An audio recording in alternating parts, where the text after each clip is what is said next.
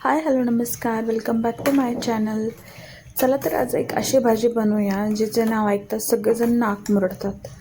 तर मग आपण अशी बनवू की ते सगळेजण खाल्ल्यानंतर म्हणतील परत कधी बनवणार. तर आज मी बनवत आहे भोपळ्याची एक अशी चमचमीत अशी भाजी जी सर्वांना आवडेल.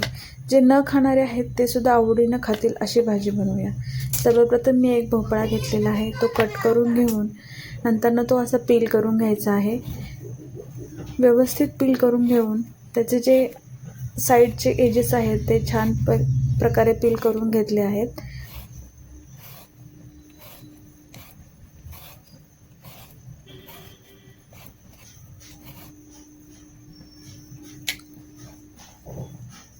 आता जे हे वेस्ट आहे ते मी साईडला काढून घेते. त्याच्यानंतर जो भोपळा आहे तो अशा प्रकारे छोट्या छोट्या क्यूब्समध्ये कट करून घ्यायचा. आधी हाफ कट करून अशा प्रकारे ते क्यूबमध्ये कट करून घ्या.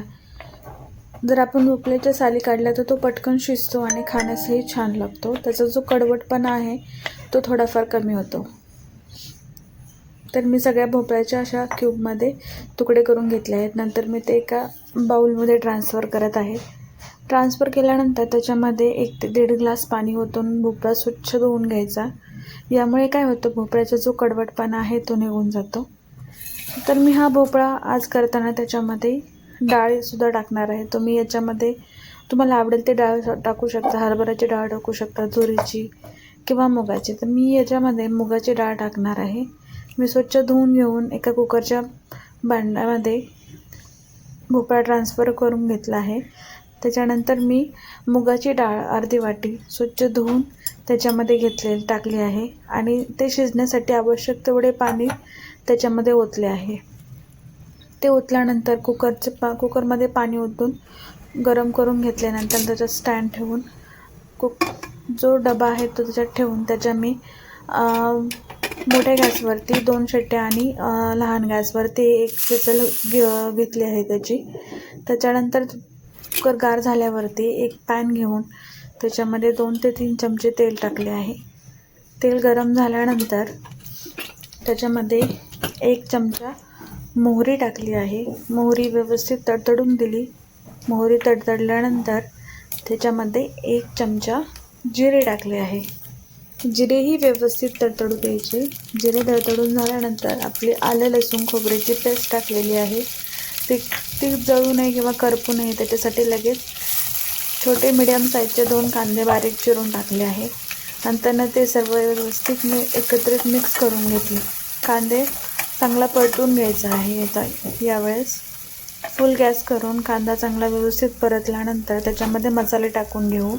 सर्वप्रथम मी इथे हळद टाकली आहे. त्याच्यानंतर लाल मिरची पावडर आणि आपला घरगुती मसाला 2 चमचे टाकलेला आहे.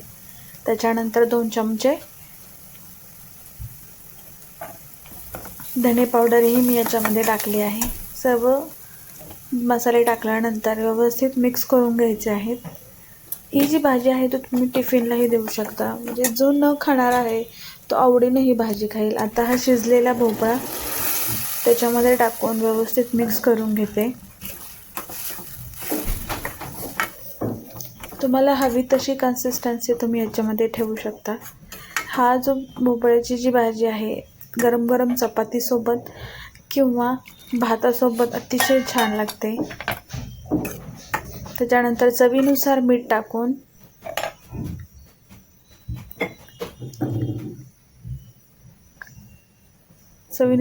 टाकले आहे आणि भाजी व्यवस्थित परत मिक्स करून घेते. म्हणजे मीठ सगळीकडे व्यवस्थित स्प्रेड होईल, एकाच ठिकाणी नाही राहणार. त्याच्यानंतर फुल गॅसवरती किंवा मिडियम गॅस करून तुम्ही 5 मिनिटे अशीच भाजी ठेवा विदाऊट झाकण ठेवता, कारण आपण आधी शिजून घेतलं आहे. रेसिपी नक्की ट्राय करा, शेअर करा, सबस्क्राईब करा.